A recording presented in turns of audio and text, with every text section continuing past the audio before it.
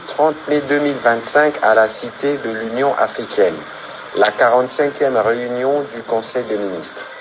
4 points étaient inscrits à l'ordre du jour, à savoir 1. Communication du président de la République, chef de l'État. 2. Point d'information. 3. Approbation d'un relevé des décisions du Conseil des ministres. 4. Examen et adoption de textes. La communication du président de la République a porté sur 2 points principaux, à savoir 1. De l'évolution géopolitique et économique mondiale. Le président de la République a commencé par attirer l'attention du Conseil sur une évolution géopolitique et économique majeure qui, bien qu'éloignée, en apparence, a des répercussions sur la République démocratique du Congo. L'Organisation mondiale du commerce prévoit désormais une contraction du commerce de 0,2% cette année et le Fonds monétaire international abaisse ses prévisions de croissance mondiale à 2,8% et 3% pour l'année 2026. Parallèlement, les dollars américains se déprécient, reflet d'une perte de confiance dans les marchés obligataires et d'une dynamique accélérée des dédollarisations des échanges. Pour un pays comme le nôtre, où 91% des dépôts et 97% des prêts bancaires restent libellés en devises, ces bouleversements sont majeurs. En effet, notre économie est confrontée à 4 risques. 1. Une inflation importée due à la hausse mondiale des prix manufacturés. 2. Une pression sur le franc congolais, aggravée par la baisse des recettes d'exportation. 3. Un ralentissement de l'économie chinoise qui fragilise la demande pour nos ressources stratégiques. 4.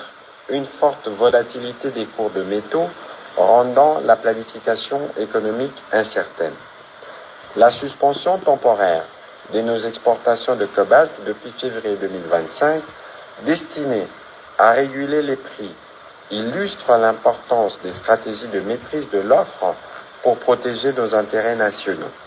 À ces défis économiques s'ajoute un contexte sécuritaire critique alimenté par le conflit à l'est du pays qui exige des ressources financières colossales pour financer l'effort de guerre, soutenir les populations déplacées et protéger notre intégrité territoriale.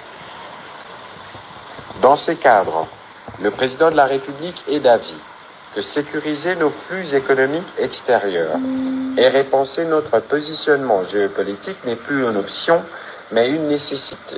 Notre pays doit non seulement se défendre, mais aussi se positionner. Notre voix doit compter, notre économie doit résister et notre diplomatie doit anticiper. Les initiatives récentes dans les corridors de Lobito, la zone économique spéciale RDC-Zambie, illustrent notre potentiel d'intégration dans les chaînes de valeur mondiales et africaines. Cependant, a-t-il souligné, nous devons aller plus loin en traitant cette question de résilience économique de manière transversale.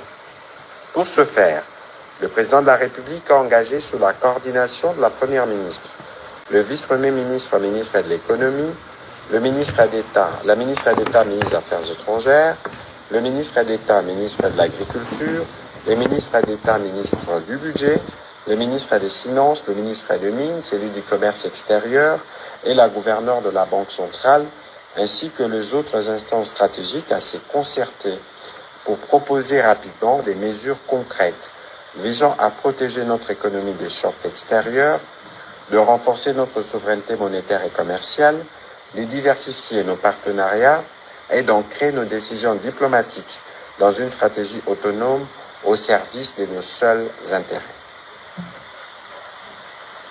Le deuxième point de la communication du président de la République a porté sur la problématique de la représentation de l'État dans les joint ventures minières et celle de la cession à l'État congolais des actions par les sociétés minières détentrices de permis d'exploitation. Dans cet esprit de souveraineté économique et au cours de la 29e réunion du Conseil des ministres tenue en date du 19 novembre 2021, le président de la République a rappelé qu'il avait instruit le ministre de Mines en coordination avec celui du portefeuille, de procéder à un contrôle systématique de la gestion des actifs miniers de l'État dans les entreprises concernées. Ces contrôles devaient notamment identifier de manière exhaustive les actifs miniers résultant des amodiations, évaluer les recettes qui auraient dû être perçues par les trésors publics, vérifier les modalités des désignations et de la légitimité des représentants de l'État au sein de ces structures. Près de 3 ans plus tard, il est constaté que les résultats escomptés, notamment ceux permettant de clarifier la représentation effective de l'État dans les sociétés minières, ne sont pas encore disponibles. Par ailleurs, la situation dans les joint ventures minières, où l'État est censé jouer un rôle stratégique, demeure marquée par un manque de transparence préoccupant. Cette opacité nuit à la bonne gouvernance du secteur extractif et freine les efforts de mobilisation optimale des recettes publiques. Ce déficit de clarté des redditions de comptes est inacceptable, car il compromet les objectifs que nous nous sommes fixés en matière de justice économique, de développement durable et de consolidation de notre souveraineté sur nos ressources naturelles. Le président de la République a insisté sur le fait que la gestion des ressources minières n'est pas seulement une question économique, elle engage notre responsabilité devant la nation et les générations futures. Elle exige intégrité, rigueur et sens élevé de l'intérêt général.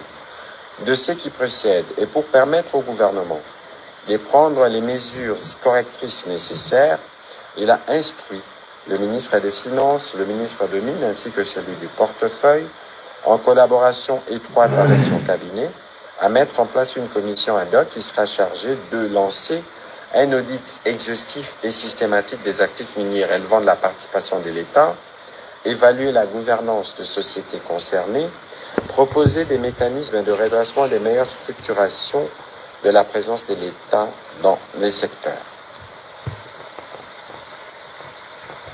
Dans la suite de la communication du président de la République, la première ministre chef du gouvernement est quant à elle revenue sur quelques points, notamment sa mission d'itinérance dans les provinces du Kasaï central et du Kasaï. Cette mission a-t-elle rappelé, viser quelques objectifs, notamment faire le point de l'état d'avancement des engagements du président de la République lors de sa visite en décembre 2024 dans ces provinces, appréhender les obstacles au bon déroulement des projets d'infrastructure afin de donner un nouvel élan aux initiatives à l'arrêt et réaffirmer le soutien renouvelé du gouvernement aux structures et équipes impliquées dans ces projets et enfin lancer un appel à la mobilisation et à la cohésion nationale. La mission a englobé diverses activités allant des rencontres populaires aux visites de projets d'infrastructure en passant par des réunions interinstitutionnelles et techniques. À Kananga, par exemple, un accent a été mis sur la relance économique ainsi que celle des infrastructures, notamment les lancements des travaux de la centrale hydroélectrique de Katende, la visite du chantier routier Kananga-Kalambambouji, la visite du projet d'énergie solaire Mégatron et des travaux de modernisation de la voirie urbaine. À Chikapa, outre la confirmation de la reprise de l'approvisionnement en eau potable, un souci affectant la colline de Kélé, elle a procédé à l'inspection de plusieurs travaux, notamment le pont Luangue, la déviation de Bondo, l'hôpital général de référence de Chikapa, le programme Chile-Gelou, le chantier de l'Assemblée provinciale. Pour tous ces travaux d'infrastructure et de lutte anti-érosive, elle a instruit le ministre d'État, ministre des Infrastructures, de réunir les structures concernées pour envisager les actions urgentes à entreprendre. Sur un autre chapitre, elle a évoqué les lancements les jeudis derniers des travaux du comité de pilotage de la cellule d'impulsion, de coordination et de redevabilité au service de la réussite du programme d'action du gouvernement 2024-2028, laquelle réunion a connu la participation de membres du gouvernement et des partenaires techniques et financiers. Appelée Delivery Unit, cette cellule constitue un outil stratégique de suivi de l'action gouvernementale Elle est de ce fait un dispositif de soutien aux membres du gouvernement dans une perspective d'amélioration de performance de l'action publique et d'accélération de la mise en œuvre de réformes ainsi que de projets qui touchent directement la vie de nos populations. Elle a invité tous les ministères, à travers leurs services respectifs, à travailler avec la Delivery Unit afin d'améliorer le suivi de projets structurants par le gouvernement.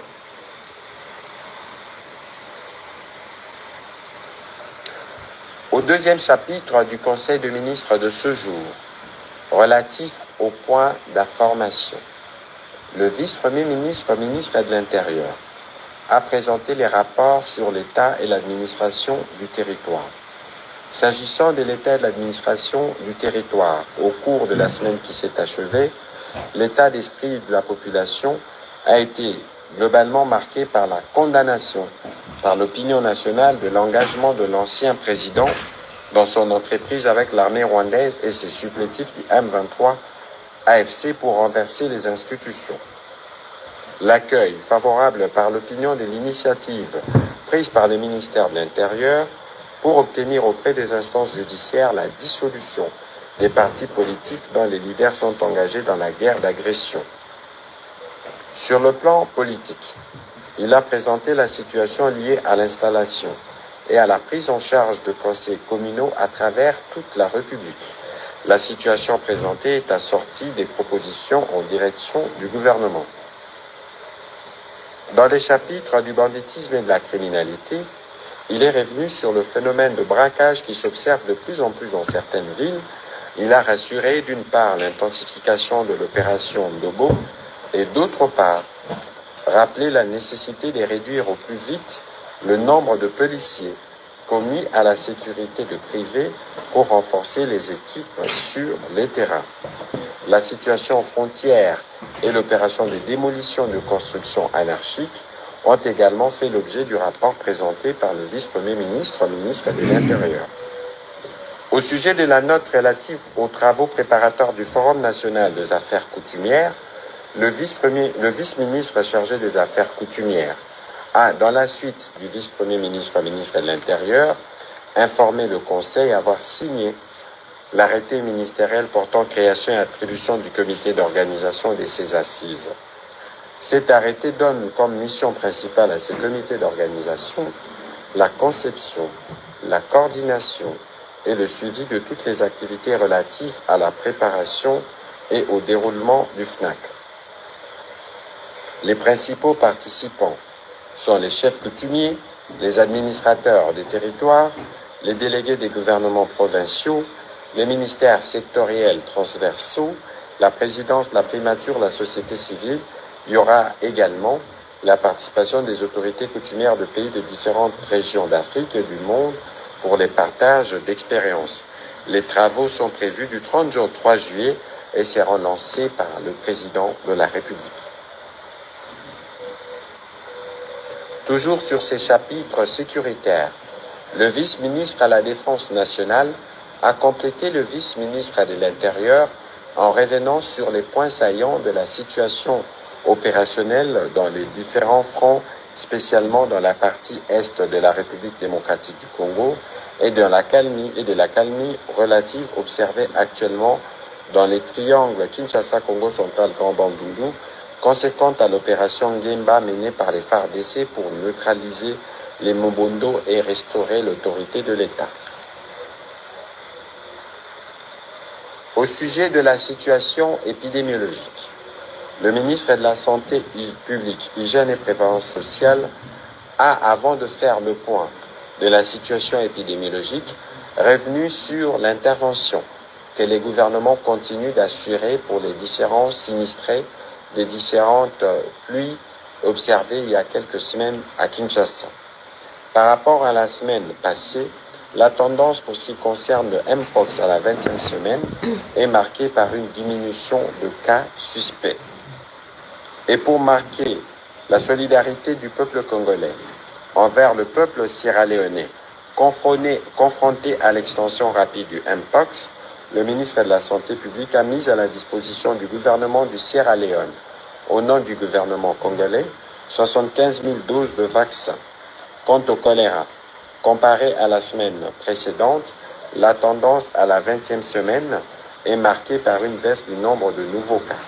La ville de Kinshasa a notifié 2 cas de choléra au cours de cette semaine, 4 cas suspects dont 3 confirmés par PCR dans la zone de santé des Ngiringiri et Bumbu. Aucun décès n'a été signalé et le plan de riposte a été renforcé. Par ailleurs, le ministre de la Santé a aussi informé le Conseil de l'acheminement d'un lot de 3,5 tonnes de médicaments antituberculeux et un train des laboratoires vers le province du Nord Kivu et du Sud Kivu avec l'appui de l'OMS. Note d'information relevant du secteur du plan. Le vice-premier ministre, ministre du plan, a présenté au Conseil 2 notes d'information. La première portant sur la poursuite des travaux d'opérationnalisation du cadre de gouvernance des investissements publics. À ces sujets, il a indiqué qu'une commission d'experts a été mise en place en collaboration avec le ministère du Budget et des Finances afin d'accélérer le processus d'opérationnalisation du cadre de gouvernance des investissements publics. La dite commission a pour objectif spécifique notamment de passer en revue les cycles de gestion d'investissement public, de la préparation jusqu'à l'évaluation ex post des projets, afin d'identifier par phase les cycles, les principales activités à mener, les acteurs, les livrables et les délais. Finaliser la préparation et ou l'actualisation des outils de mise en œuvre du décret susmentionné, réexaminer les manuels de procédure de gestion des investissements publics et les cas échéants l'actualiser, mener toutes les réflexions sur l'amélioration de la gestion des investissements publics en RDC et formuler des propositions idoines. En prélude des activités de la Commission, une feuille de route a été préparée et validée par le comité de supervision. Ces derniers présentera chaque fois que nécessaire au Conseil de ministres le rapport sur le progrès des activités de la Commission ad hoc assorti de recommandations appropriées. La deuxième note a porté sur les processus d'adoption du projet de décret portant création, organisation et fonctionnement du cadre de coordination et d'orientation de l'aide au développement. À ces propos, le vice-premier ministre, ministre du Plan, a indiqué qu'à la suite de la réunion mixte commission politique et commission de loi tenue le 19 février 2025, ce texte a été adopté moyennant recommandation d'harmonisation avec la ministre déléguée à la coopération internationale. Aussi a-t-il rassuré qu'après une série de séances de travail avec les experts, les 4 points de divergence ont été harmonisés. Note d'information relevant du secteur de l'environnement.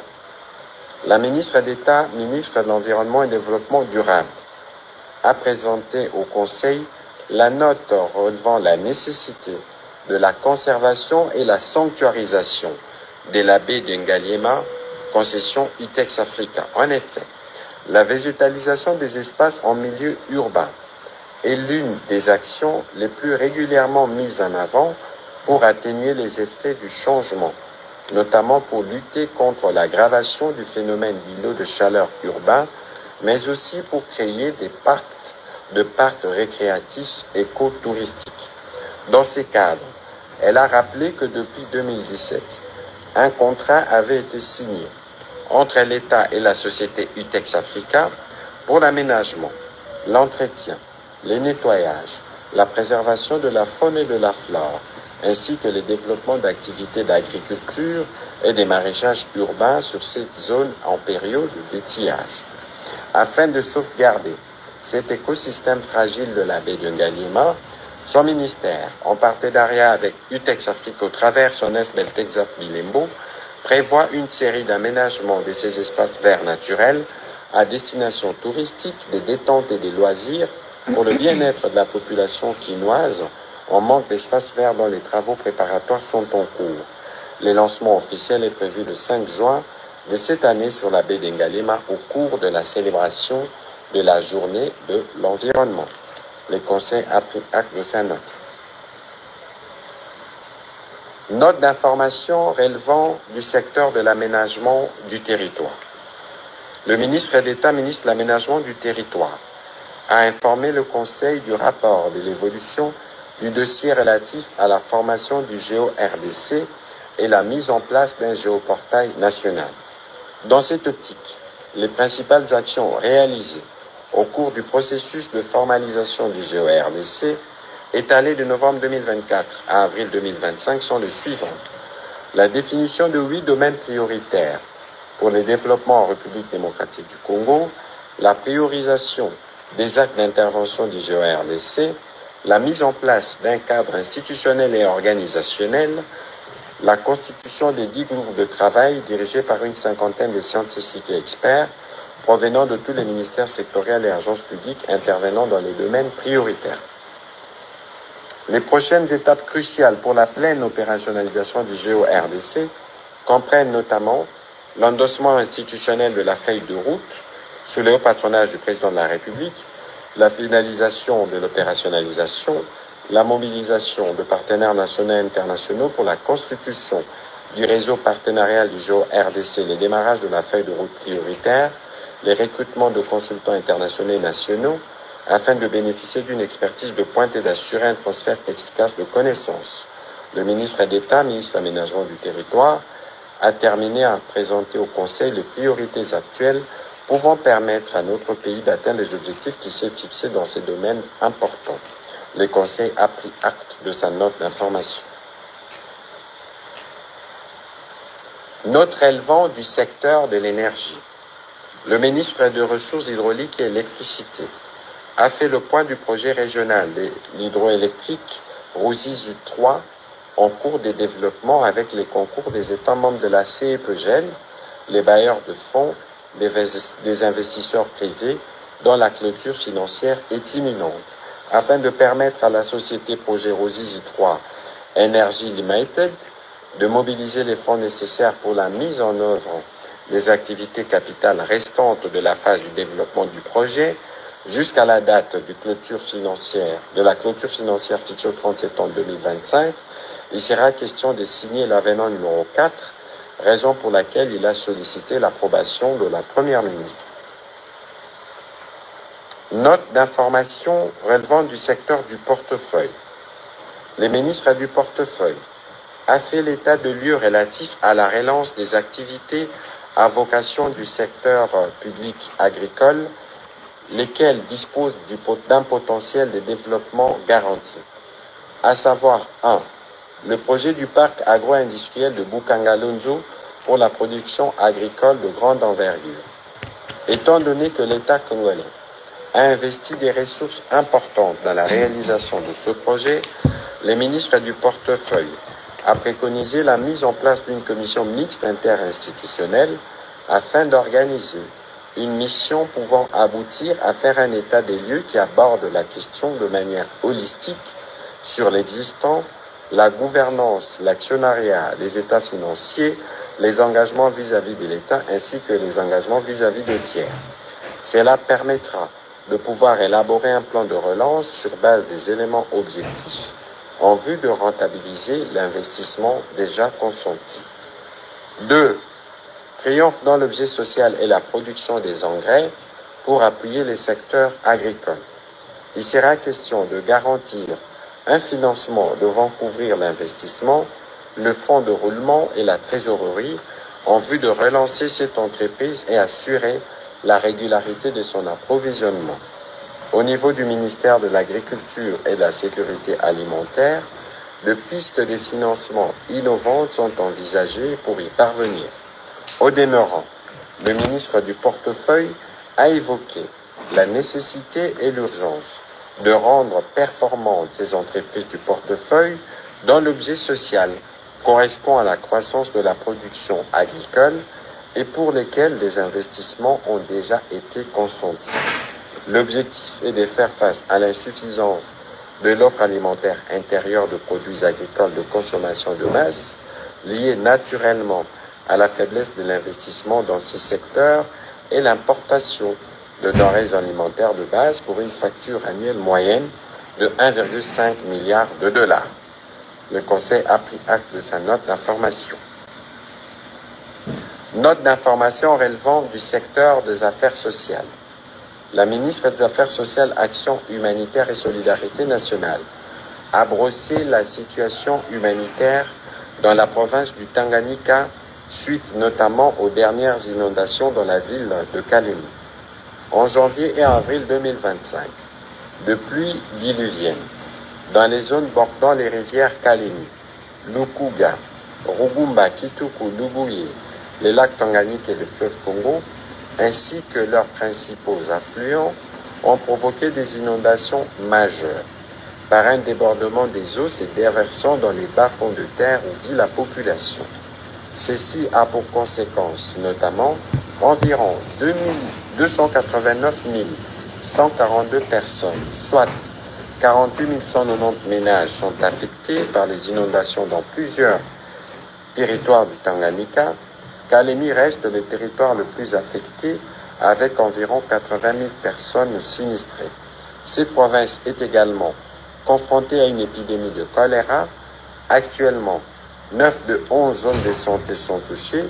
Les bilans sanitaires rapportent un cumul de 2647 cas, dont 44 décès enregistrés entre le 1er janvier et le 17 mai 2025. Plusieurs cas de décès dus à la rougeole ont aussi été rapportés dans les aires de santé d'accueil des déplacés, ce qui augmente encore la précarité de leur situation. Du point de vue matériel, un bilan a été fait. Face à cette situation, le président de la République a instruit le gouvernement de travailler diligemment avec la ministre des Affaires sociales pour que les recommandations qu'elle a formulées puissent être traduites en actes concrets en vue de soulager les populations qui sont affectées. Le Conseil a pris acte de sa note d'information. Dernière note d'information relevant du secteur de la formation professionnelle. Le ministre de la Formation professionnelle a présenté au Conseil 2 notes d'information. La première portant sur l'institution d'un répertoire national des formateurs de la formation professionnelle. Ce répertoire permettra la reconnaissance et la traçabilité des formateurs compétents et qualifiés, ainsi que des détails contextuels importants les concernant notamment dans les domaines d'expertise. Il sera aussi institué l'octroi d'une licence en formation professionnelle, qui est un document délivré par son ministère ou par un organisme attitré, reconnaissant pour une personne les compétences d'assurer la formation professionnelle pour une durée déterminée selon les filières. C'est une étape importante vers l'institution en cours d'un registre national des formateurs qui est un outil normatif sectoriel stratégique. Il aura un caractère public et sera consultable auprès des services compétents ou des organismes accrédités ou partenaires intéressés par la formation professionnelle. La deuxième note a porté sur l'état d'avancement des sessions gratuites de formation en faveur des inscrits de la première édition de la foire de formation professionnelle et des dépendants des militaires et policiers. En effet, les sessions de formation orientées vers l'auto-employabilité ont enregistré un taux de déperdition de 36%, lié notamment aux difficultés rencontrées par les apprenants et les établissements de formation mis à contribution. Toutefois, 3006 apprenants vont clôturer leur formation le 7 juin 2025. Ils sont repartis comme suit: 906 apprenants dépendants des militaires et des policiers, soit 293 formés en ambulatoire et 613 dans plusieurs autres filières, et 2100 apprenants issus des inscrits de la première édition de la foire de la formation professionnelle dans divers métiers. Le Conseil a pris acte de ces notes. Au troisième chapitre du Conseil de ministres de ce jour, relatif à l'approbation d'un relevé des décisions, les membres du Conseil ont approuvé le relevé des décisions prises lors de la 44e réunion ordinaire du Conseil de ministres du vendredi 23 mai 2025. Au dernier chapitre du Conseil de ministres de ce jour, relatif à l'examen et à l'adoption de textes. 1. Projet de loi d'habilitation du gouvernement.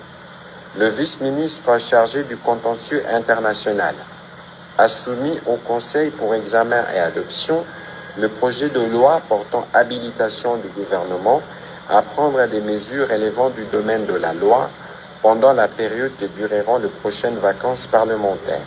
Il a énuméré et expliqué les matières pour lesquelles l'habilitation est sollicitée. Après débat et délibération, le Conseil a adopté ces projets de loi. Projet de loi relevant du secteur de la santé publique. Le projet de décret relevant du secteur de la santé publique. Le ministre de la Santé a soumis au Conseil 3 projets de décret pour examen et délibération. Projet de décret portant organisation et fonctionnement du système national d'approvisionnement en médicaments. C'est l'une des mesures d'application des dispositions de l'article 54 de la loi numéro 18/35 du 13 décembre 2018, fixant les principes fondamentaux relatifs à l'organisation de la santé publique tels que modifiés et complétés par l'ordonnance loi numéro 23/006 du 3 mars 2023. Ces dispositions instituent un système national d'approvisionnement en médicaments en vue d'assainir les secteurs pharmaceutiques de pratiques illicites qui occasionnent la circulation de médicaments des qualités douteuses, voire contrefaits d'une part, et améliorer la disponibilité et l'accessibilité aux médicaments de qualité d'autre part. Projet de décret portant création, organisation et fonctionnement d'un service public dénommé Agence nationale du médicament ANAMED. Conformément au texte précité, il est également prévu la création de ces services publics en vue de doter les SNAM d'une structure publique qui fait présentement défaut au système. Le 3e projet de décret fixant les modalités des prélèvements de la taxe de promotion de la santé dévolue au Fonds de promotion de la santé vise le financement du système de santé de la RDC, conformément à l'article 128 bis in fine de la loi numéro 18/35 du 13 décembre 2018, fixant les principes fondamentaux relatifs à l'organisation de la santé publique tels que modifiés et complétés par l'ordonnance loi numéro 23/006 du 3 mars 2023. Après débat et délibération, tous ces 3 projets de décret ont été adoptés. La ministre déléguée près le ministre des Affaires sociales en charge de personnes vivant avec handicap a soumis au Conseil pour examen et délibération les projets de décret fixant les modalités pratiques d'octroi de la médaille de la vaillance pour la patrie aux personnes devenues handicapées suite à leur engagement au service de la nation. En application de la loi organique numéro 22/003 portant protection et promotion des droits de la personne avec handicap, de l'ordonnance loi numéro 23/022 du 11 septembre 2023 portant création de la médaille précitée, cet acte permettra à la nation congolaise de reconnaître la bravoure et l'engagement de militaires et d'autres personnes physiques engagées dans la défense de l'intégrité territoriale de notre pays. C'est aussi un signe de solidarité avec eux pour les sacrifices endurés au nom de la patrie. Par ailleurs, les textes sus-évoqués répondent aux prescrits de la Convention relative aux droits de personnes handicapées et de la résolution 2475 des Nations Unies sur la protection de personnes handicapées dans les situations des conflits armés. Après débat et délibération, ce texte a aussi été adopté. Commencé à 15h27, la réunion du Conseil des ministres